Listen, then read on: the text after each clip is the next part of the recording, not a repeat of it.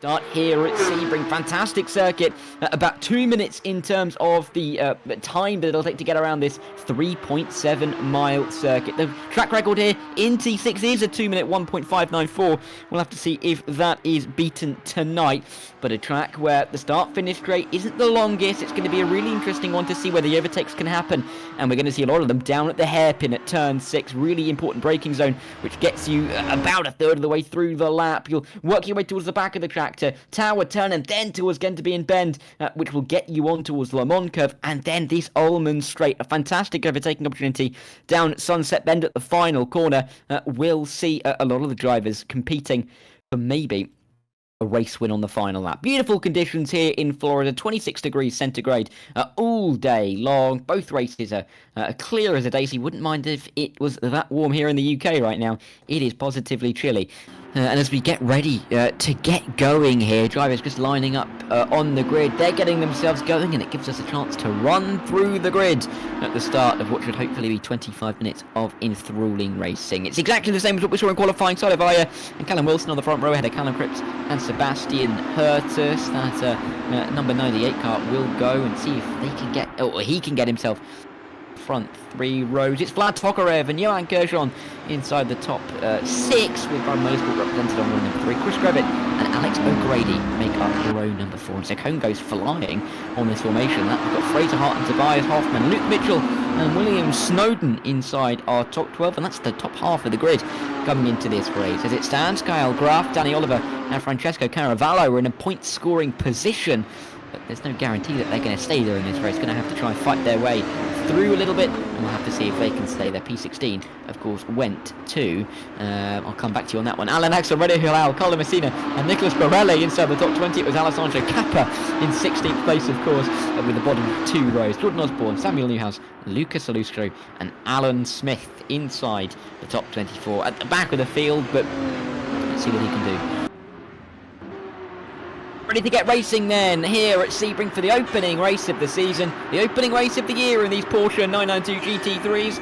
And the green flag drops and we are racing. Good start at the back, not a good start at all from our front row sitter, Callum Cripps. He's dropping down the order already. We've got Kershaw getting through. There's a crash on the front straight, a few cars towards the back of the field dropping down already. O'Grady and Callum Wilson getting caught up in all of that. Tokarev from P5 looking to up the inside at turn number 1 as Vijay has got away cleanly in the lead. Difficulty on the clutch for some of these guys as the yellow flags do fly, but perfect from the front of the field. The pole sitter, the only driver, to still be in the same position that he started in. We've only been going 30 seconds in this race. Tokarev and Kershaw run their way through. We get ahead of Hoffman and Callum Cripps, who's dropped down a couple of positions in the order. A couple of those drivers got a little bit stuck behind slow starting runners and weren't really able to dive out of the way. Borelli trying to fight down here for what is P13 ahead of Hurtus and Graf in all of this as well. Uhalal in this battle, along with Samuel Newhouse, in towards the hairpin they go. Dust kicked up, the drivers going wide. You can just about see them emerge. Borelli just behind Samuel Newhouse. The 2 teammates will work their way through, but a dramatic start which sees Oliver and Messina in the pit lane, O'Grady down the order, and Callum Wilson with a lot of work to do to get himself back through the field. Kappa then looking for a move. Callum Wilson looking for a move on road to Uhalal, dropping down off the start, but he will feel that he has the pace advantage compared to the rest of these guys, and he gets himself up into P14. A lot more work to do for him though. He's got 13 more cars for him to pass before I really think he'll be truly happy with this result.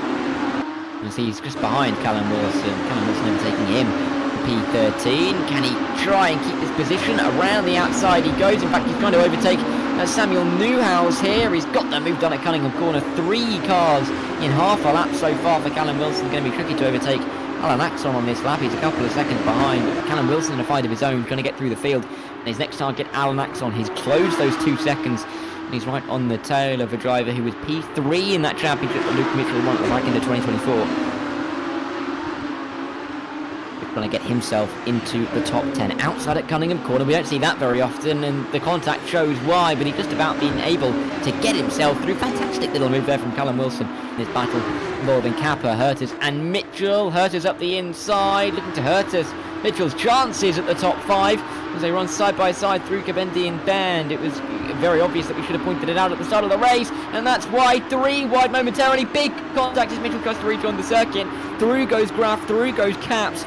And a great start for Kappa, I should say, not Caps. Kappa up 10 positions now, gaining a couple by virtue of keeping it nice and clean. Ooh, as we see cars off the road, Alex O'Grady will be seeing this in front of him.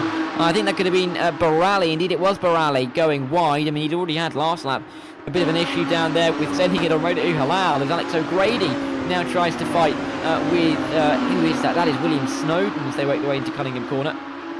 These guys all closing up to the back of this battle for the back end of the points.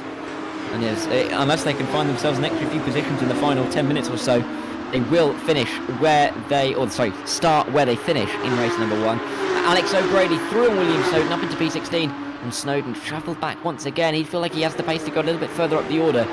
Drivers in and around him who've also struggled off the start are just slowing his progress.